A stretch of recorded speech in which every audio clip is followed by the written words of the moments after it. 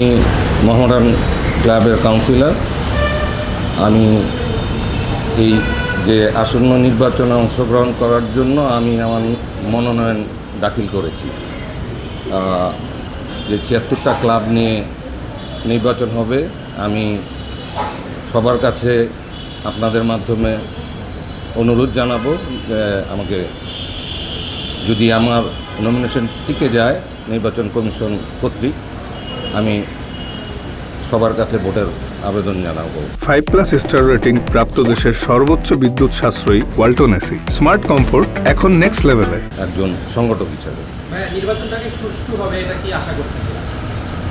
নির্বাচন সুষ্ঠু হবে এই আশা করেই কিন্তু এই জায়গায় আসা। আমি আশা করি একটা শান্তিপূর্ণ এবং একটা স্বচ্ছ নির্বাচন হবে, সেই আশাই কিন্তু আমাদের এই মানে এই জায়গাটা আসা।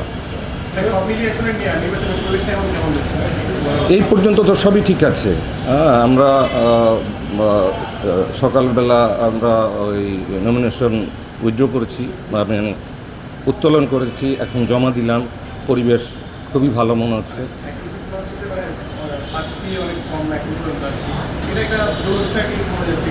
না, আপনারা অপেক্ষা করেন।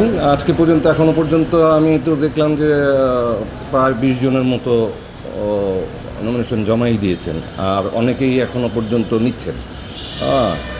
আসলে ক্লাব ৭৬টা, আপনি ৭৬ চাইলে তো ৭৬টার বাইরে পারবেন না, ঠিক না? তো ইতিমধ্যে তো 20টার মতো জমা হয়েছে। আমরা দেখি, আরও সময় আছে, দেখা যাক কী হয়। ক্লাব ক্যাটাগরিতেই 20টা জমা পড়েছে। ক্লাব ক্যাটাগরিতেই 20টা জমা পড়েছে। আমি প্রফেসর ডক্টর সরকার মাহবুব আহমেদ শামীম। আমি ঢাকা ওয়ান্ডারার্স ক্লাব থেকে কাউন্সিলর, আর আমি একজন সাবেক ক্রিকেটার এবং ক্রীড়া সংগঠক। আমি ঢাকা ওয়ান্ডারার্স ক্লাবের সিনিয়র সহসভাপতি এবং ঢাকা মোহামেডান ক্লাবে দীর্ঘদিন ধরে জড়িত আছি, পার্মানেন্ট মেম্বার। আর আমার আরেক পরিচয় হচ্ছে, আমি ছোটোবেলা থেকে খেলাধুলা করি। আমরা চট্টগ্রামে বড় হয়েছি। আমরা যত বড় বড় প্লেয়ার যারা আকরাম খান সহ, নান্নু ভাই সহ সবার সাথে একসাথে খেলেছি ক্রিকেট একসময়। চট্টগ্রামে মোহামেডান ব্লুজ, আগ্রাবাদ নওজোয়ান ক্লাব, এলিট পেইন্ট, আরও বিভিন্ন ক্লাবে খেলেছি। আর ঢাকাতে রেলওয়ে ক্লাবে খেলেছি। একজন এক্স ক্রিকেটার হিসাবে এবং দীর্ঘদিন ক্রীড়া সংগঠক হিসেবে ভূমিকা পালন করেছি। তো এখন বর্তমান পরিস্থিতিতে আমি নির্বাচনে অংশগ্রহণ করার আগ্রহ প্রকাশ করেছি, বিকজ সবাই চাচ্ছে, সাবেক ক্রিকেটাররা বা অন্যান্যরা সবাই চাচ্ছে যে সংগঠক এবং সাবেক ক্রিকেটার হিসাবে অবশ্যই যাতে আমি বোর্ডে আসতে পারি।